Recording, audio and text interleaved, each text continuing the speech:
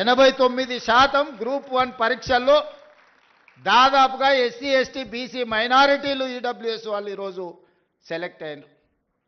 ఇవాళ నోటి కాడికొచ్చిన ముద్దను ఎవడో కింద పడేసి మట్టి పాలు చేస్తే ఆ తల్లిదండ్రుల దుఃఖం ఎట్లుంటుందో ఒకసారి ఆలోచన చేయండి. ఇవాళ 563 మంది గురించి నేను మాట్లాడతలే. పరీక్షలు రాసిన వాళ్ళు ప్రత్యామ్నాయంగా ఏదైనా ఎత్తుకుందామనే సందర్భంలో ఈ ఉన్న పరీక్షల ఫలితాలను వాయిదా పెట్టడంతో వాళ్ళకు మళ్ళీ ఒక ఆశ, ఏమన్నా మళ్ళీ పరీక్షలు వస్తాయో ఇవి రద్దు అవుతాయో మళ్ళీ చదవాలంటే ఇప్పుడు నేను ఎక్కడికో పోతే మళ్ళీ వెనక్కి వచ్చి చదువుకోవాలన్నా లేదా? త్రిశంకు స్వర్గంలో ఈరోజు మళ్ళీ 5 లక్షల మంది నిరుద్యోగ యువకులను గతంలో 10 సంవత్సరాలు పరీక్షను నిర్వహించని పార్టీలు ఈరోజు ఈ కేసులు వేసి ఈ విద్యార్థులను ఇరుక్కున పెడుతున్నాయి. 2011 తర్వాత గ్రూప్ 1 పరీక్షలే నిర్వహించలేదు. 15 సంవత్సరాలైంది గ్రూప్ 1లు. ఆ ఏళ్ళ గ్రూప్ 1 రాద్దాం అనుకున్నోడు ఇవాళ 15 ఏళ్ళ వరకు పరీక్షలు పెట్టలేదంటే వాళ్ళ వయసు ఎంత ఉంటుందో మీరు ఒకసారి ఆలోచన చేయండి.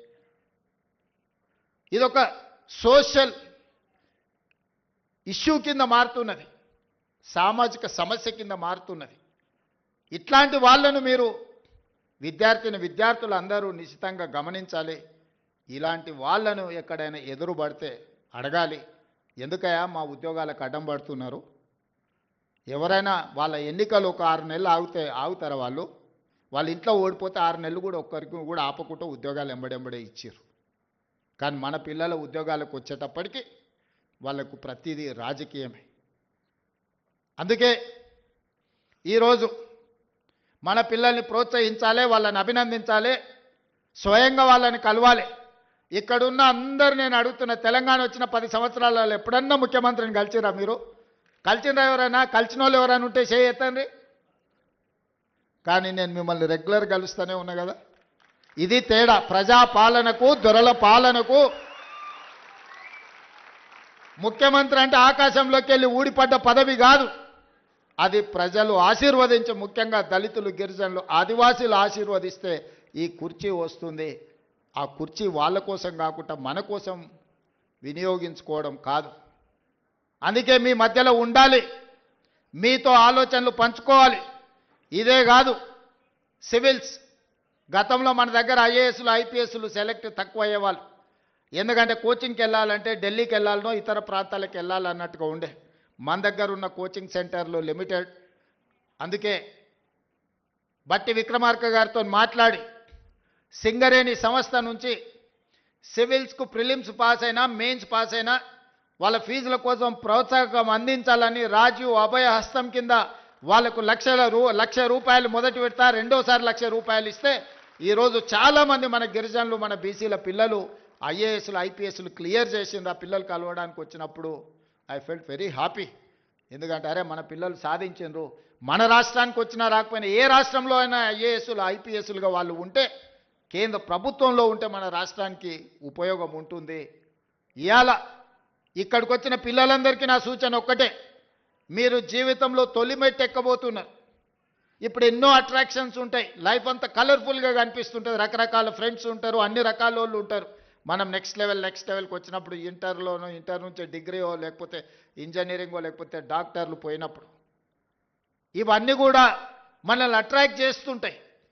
కానీ జీవితంలో 25 సంవత్సరాల వయసు వచ్చే వరకు నిబద్ధతతోని కష్టపడి చదువుకొని కెరీర్లో రాణిస్తే ఆ తర్వాత 40-50 సంవత్సరాలు ఈ సమాజంలో గౌరవంతో బ్రతకొచ్చు. డాక్టర్లుగా, లాయర్లుగా, ఇంజనీర్లుగా, ఐఏఎస్లుగా, ఐపీఎస్లుగా, ఐఎఫ్ఎస్లుగా, ప్రజాప్రతినిధులుగా, ఎమ్మెల్యేలుగా, ఎమ్మెల్సీలుగా, ఎంపీలుగా, మంత్రులుగా, ముఖ్యమంత్రులుగా రాణించడానికి అవకాశం ఉంటుంది మొదటి 25 సంవత్సరాలు కష్టపడితే.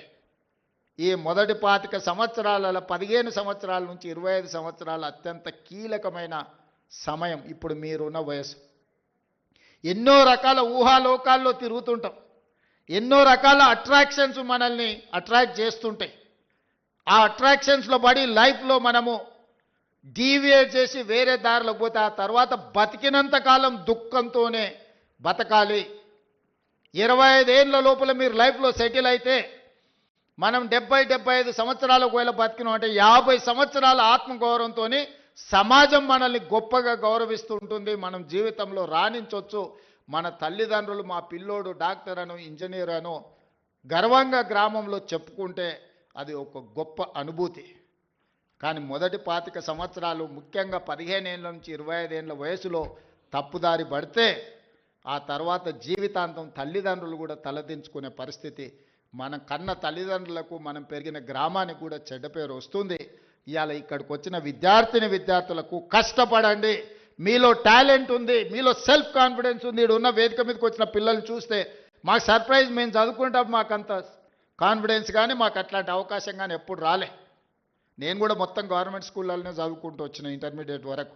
మాకెప్పుడు ఇట్లా మంత్రులను, ముఖ్యమంత్రులను కలిసి, లేకపోతే మేము మా లైఫ్లో, మా ఎడ్యుకేషన్లో మేము సక్సెస్ చూసినాం అని మమ్మల్ని ఎవరు పిలిచిన వాళ్ళు కానీ, అభినందించిన వాళ్ళు కానీ, షేక్ హ్యాండ్ ఇచ్చిన వాళ్ళు కానీ లేరు.